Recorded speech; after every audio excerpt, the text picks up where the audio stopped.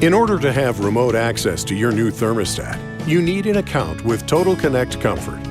Create your account from your computer or tablet by visiting www.mytotalconnectcomfort.com. Click Create an Account and follow the instructions on the screen.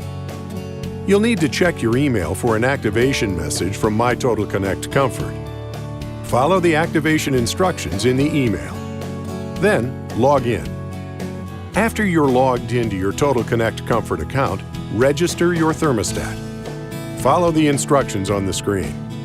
After adding your thermostat location, enter your thermostat's MAC ID and CRC codes. You can find this information in 3 places: on the thermostat display screen, on your thermostat's ID card included in the package, and on the back of the thermostat itself. These codes are not case sensitive. When your thermostat is successfully registered, the Total Connect Comfort registration page will display a success message. This screen is a good reference for signal strength and registration information.